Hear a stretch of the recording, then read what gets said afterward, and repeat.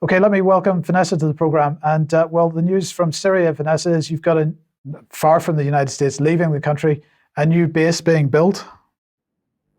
Yeah, interesting news that came out in the last few days and has been sort of picked up and run with, although actually the US putting up new bases inside Syria, they have around between 24 and 28. Some of them are kind of non-permanent structures that they move around and reposition. Some, of course, are the bigger bases, the more permanent reinforced ones like Al-Tanef.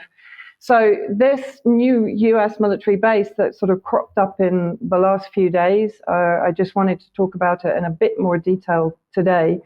The positioning of it, banks of the Euphrates, east of the Euphrates River, very close to the Takbar Dam and the water pumping station. You can see the little American flag logo there.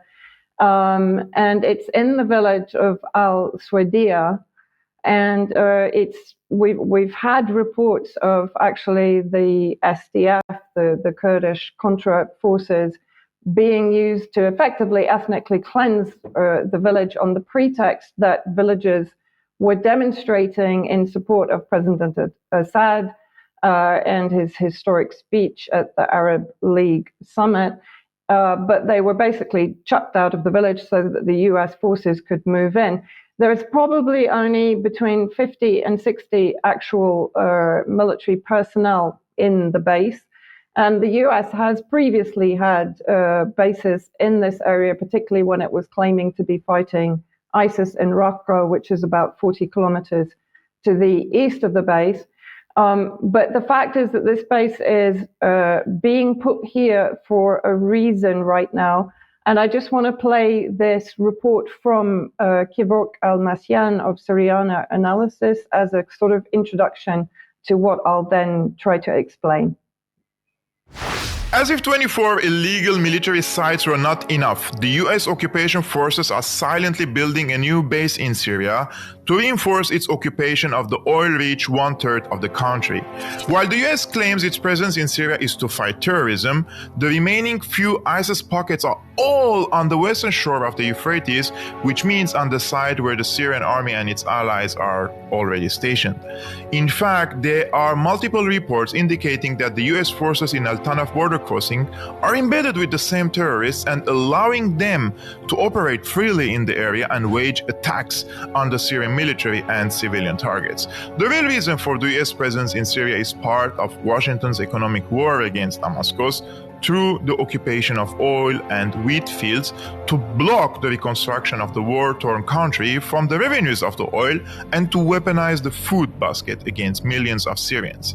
The policy, in short, is vile, evil, and sadistic.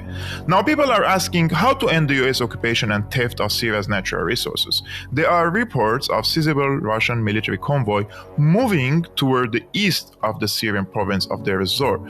This Russian military deployment coincides with news reports stating that Iranian military equipment has arrived in the region and that the 17th Infantry Division of the Syrian army has been heavily building up on the banks of the Euphrates River.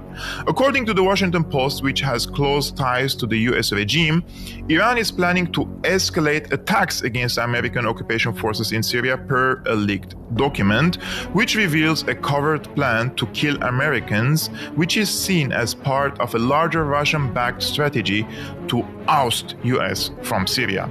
But as the independent investigative journalist Vanessa Billy asked, why the Washington Post need leaked documents or intelligence officials to inform them that Syrians do not appreciate the illegal occupation of one-third of Syrian territory, unlawful US military bases, regular kidnap and killing of Syrian civilians by US military, theft of oil and agricultural resources, on top of a 12-year hybrid war to topple the Syrian government using terrorist proxies. Could Washington Post or other US media outlets not figure out for themselves that the pushback against US violation of international law was inevitable, using the alliances that have supported Syria throughout history? I guess not.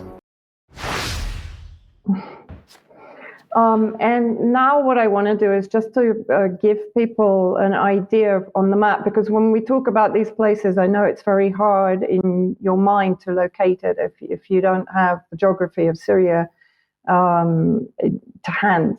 So the red circle in the middle is the new US base. As again, I said, it's relatively small, between 50 to 60 troops, short-range air defense batteries, and some armored vehicles. But of course, what is happening is this is happening at the same time that Russia and Syria are building up troops in the same area. The gold circles are ISIS holding camps.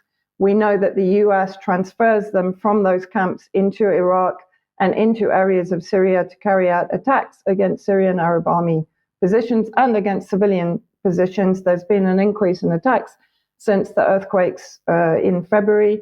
The grey kind of blobs in the red area is controlled by Syrian Arab Army, but there are still ISIS terrorist cells within that area itself. So if you look at where the US base is, it has a direct line to the biggest US military base, illegal military base in Syria at Al Tanaf, which is also, again, a sort of recruitment center for terrorist groups, including ISIS, and it has a 55-kilometer exclusion zone around it. So Russian, Syrian troops, even civilians, can't enter that area. And there have been live fire exercises carried out by the armed groups, terrorist groups in that area, using even US military hardware like HIMARS, for example, that have an over 200 kilometer range. So in my opinion, and this is my opinion backed up by that of various researchers and military personnel here, that the US is trying to basically build a network on the territory that is still under the control of the Syrian Arab Army. And this is quite interesting. This came out in May. I found it today from South Front. The US wants to build new base in Iraq's oil-rich western region. So let's see exactly where that is and how it ties into the new base in Syria. The United States is planning to establish a new base in the western Iraqi province of Al-Anbar. An Iraqi security source told local news outlets on May 23rd. The unnamed sources suggested that the US wants to establish a presence in Al-Anbar, which borders both Syria and Jordan, because it hosts some of Iraq's richest oil and gas fields. The security situation in the province, which was once considered a stronghold of ISIS, has allegedly improved significantly in the last few years, according to the source. Now, the US maintains some 2,500 troops in Iraq and probably a similar number in Syria, although they tend to downplay it. And recent Iraqi news outlets revealed a plan by the US to further expand its presence within the Ain al-Assad air base, which is located in Al-Anbar. So there you see also an increase in US military in Iraq, and let's see how that ties in to the idea of a direct route to the US base now close to Raqqa and close to the water pumping station of Takbar. And this is important because not only is the US controlling oil and agricultural resources, but Turkey, another NATO member, has control of the majority of the water that enters both Iraq and Syria. So the US being close to the pumping center is also potentially a risk for Syria. And here you have, it's virtually a direct line from Al-Anbar to Tanaf to the US base in the center there. And so that means that arms that come into Anbar, for example, the airbase at Anbar can be used potentially in coordination with Al Tanaf and the US base in the center to carry out attacks if there is an escalation between Syria and her allies and the United States. Okay, thank you, Vanessa, for that.